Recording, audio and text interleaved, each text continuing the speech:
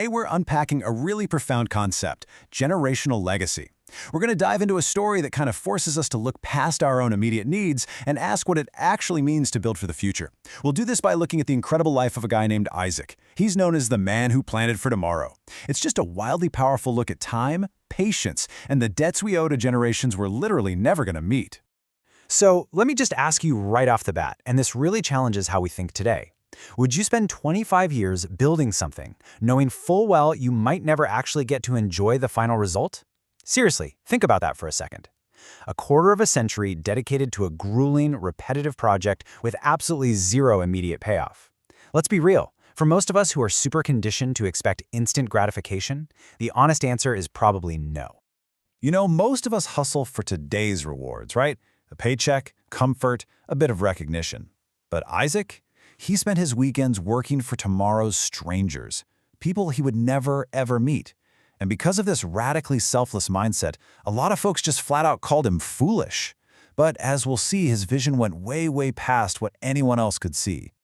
Okay, let's set the stage here. Section 1, the empty valley, a bleak starting condition. To really wrap our heads around the massive scale of what Isaac pulled off, we have to understand exactly what he was dealing with at the start. Just outside his small town, there was this wide valley. Now, years ago, it had been vibrant and green, but by the time Isaac started, it was bone dry. The wind literally carried dust instead of birdsong. Just an absolute wasteland. People drove past it without a second glance because the local consensus was totally firm. Nothing could ever grow there again. But Isaac didn't see it that way. Every single Saturday morning, he'd hike out to this desolate valley with a backpack stuffed full of tiny tree seedlings. His routine was completely monotonous, but absolutely vital. Step 1, dig a small hole. Step 2, plant a tree. Step 3, water it. Step 4, repeat. Then move to the next. Week after week, year after year, the sheer discipline it takes to do that all by yourself is pretty staggering. Which brings us to Section 2, planting through criticism, facing the naysayers. Naturally, human nature being what it is, Isaac's little solitary mission didn't go unnoticed, and it definitely wasn't praised. The townspeople openly laughed at him. They'd mock him, saying things like, "By the time those trees grow, you'll be an old man." They just couldn't understand his motives, like, why waste your weekends? Why not plant something you'll actually benefit from? From their day-to-day transactional point of view, his painfully slow, invisible process made absolutely no sense. But here is the absolute kicker. Isaac's response to all that mockery, he didn't even get mad. He just smiled. His answer is basically a masterclass in generational debt. He said, "My grandfather planted trees I enjoy today. I simply owe the future the same kindness." He wasn't looking at this manual labor as a transaction for himself. He saw it as repaying a debt to the past by heavily investing in the future. And you know, that kind of mindset, it's contagious. It soon started to impact the next generation. One spring morning, this young girl named Sophie stopped by and asked him how many trees he'd planted. Isaac just chuckled and said he had stopped counting.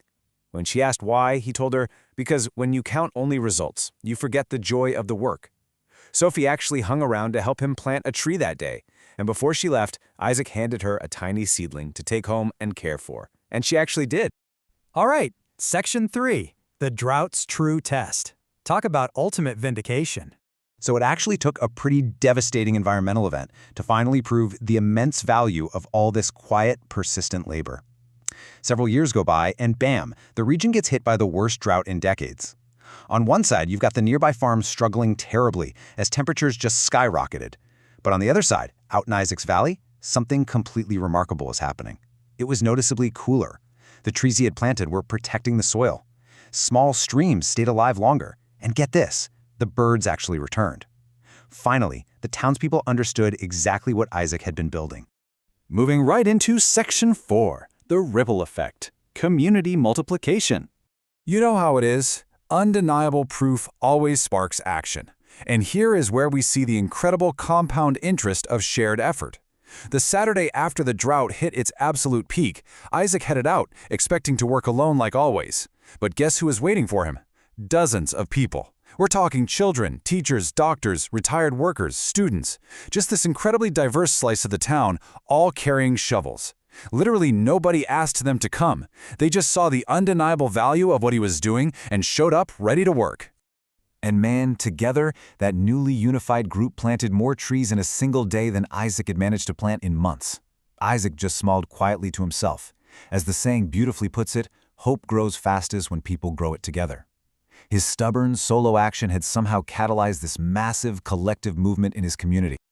And that leaves us to our final part, Section 5, a lasting legacy. Fast forward a bit. The town eventually decides to formally honor Isaac with an award, and during the ceremony, someone asked a very natural question. How did you stay motivated for so many years without any recognition? Isaac's response completely silenced the room. He said, I stopped planting trees for applause. I planted them because future generations deserve shade. I mean, just pause and think about the depth of that selflessness. His entire motivation was anchored in the well-being of people who hadn't even been born yet. Now, building something like that requires an insane amount of patience. Years ago, he started completely alone in a barren wasteland. A few years later, a horrible drought proves to the skeptics that it was working. But the biggest payoff? That happens a full 20 years after that. Sophie, the little girl who helped him on that one spring morning, comes back. Except now, she's an environmental scientist and she's bringing hundreds of volunteers from across the country with her.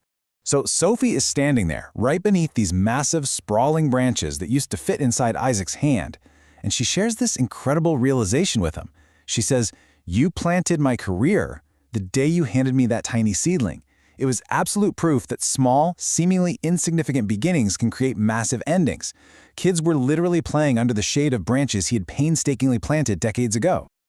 Well, Isaac eventually passed away, but that once empty valley, it officially became known as Legacy Forest. People travel from all over just to walk through it, and a lot of them actually plant a new seedling before they leave, keeping his dream going. Right at the entrance, there's this wooden sign with his philosophy carved right into it. The greatest investments are made for people you'll never meet. So, as we wrap up this explainer, I really want to leave you with this final, kind of provocative thought. What will continue growing after you're gone? Maybe the hard work you're doing right now feels totally invisible. Maybe you aren't getting any immediate reward. But keep planting anyway. Keep learning. Keep building. Because sure, not every seed grows overnight, but every forest out there started with just one person willing to plant the very first tree. Thank you so much for joining me today, and I really hope this gets you thinking about what you're planting for the future.